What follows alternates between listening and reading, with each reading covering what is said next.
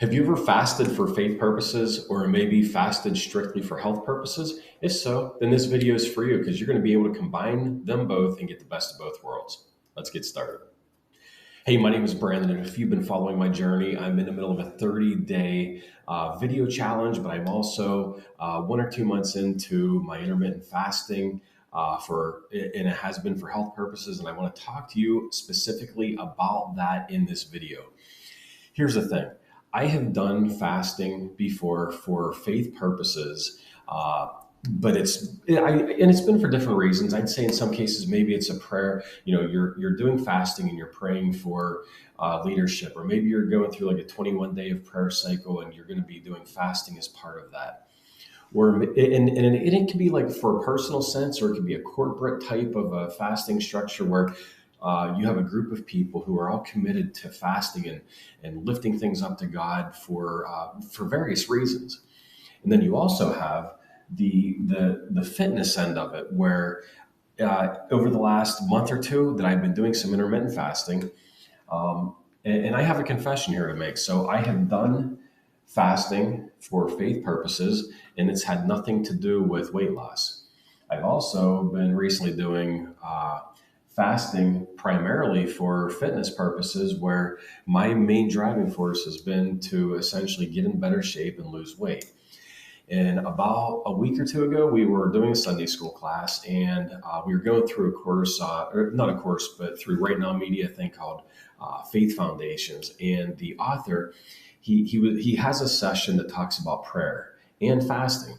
And as we were going through that and having some discussion on it, and I was already realizing that I had been doing some fasting for health purposes for about the past month or two. And I realized that I was missing absolutely not only vital, but probably the most important reason why we could be doing fasting is to be able to utilize that as an opportunity to draw closer to God. And it really started to make it. And I should have thought about this before. I'm a huge proponent of faith, family, fitness, and finances, and trying to come up with the appropriate balance in each of our lives so that we don't overdo one or the other. And as I've thought about the overlap in faith and fitness in the past, I'm going to draw it out for you here. But so right now, as far as fasting, so I've fasted strictly for faith purposes before. I've been fasting primarily for fitness purposes over the last month or two, up until we had this class talking about fasting and its incorporation in our spiritual lives. And it really kind of has me going down this rabbit hole where I'm diving into scripture about fasting and trying to read up as much as I can on it. And I'm going to be putting together some videos where I'm going to be going through some of this scripture and kind of talking about how these overlaps can occur. But again, so faith, family, fitness, and finances, you want to look for overlaps because that's the points where you're able to take different things that you're working on in your life. Maybe you're trying to improve your finances and do something family-wise. Maybe you're an entrepreneur and you're able to start to incorporate something family-wise. Or maybe you're focused on fitness and you want to be able to incorporate that with your family life as well. Maybe you're going to throw your kids in some strollers and you're going to go push them and take them for a 2-mile walk around the local park. Looking at those areas of overlap, especially if you're busy, is key. And in the past, whenever I've looked for those overlaps between faith and fitness, let me draw that out here for you.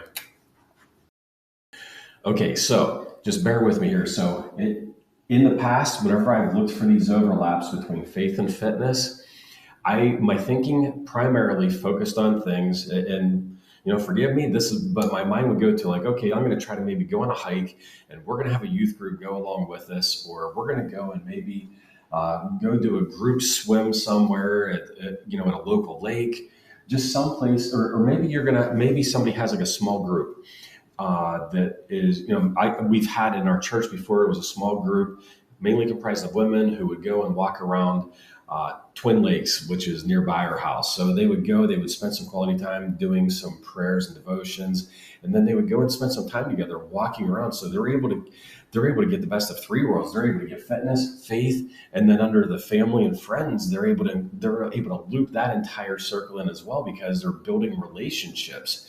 So that's fantastic whenever you can hit 3 out of the 4 circles and kind of move forward in a positive experience for all those. But focusing right now, faith and fitness, Now what I'm realizing is it's been right there before my eyes the entire time, and I've never done anything. Mainly because I did fasting in a corporate structure, or maybe it was personal, but it was still under strictly the faith circle.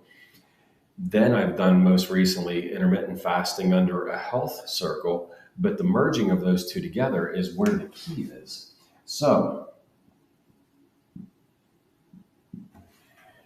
if you can focus on overlapping your fasting between the two, and what I've been trying to do then most recently is really focus in on that overlap, where over the last week or two, since I've gone through that lesson where we were talking about prayer and fasting, and really looking at fasting from a biblical perspective, now it makes a lot more like sense, and it's so much more powerful whenever you can go through your morning.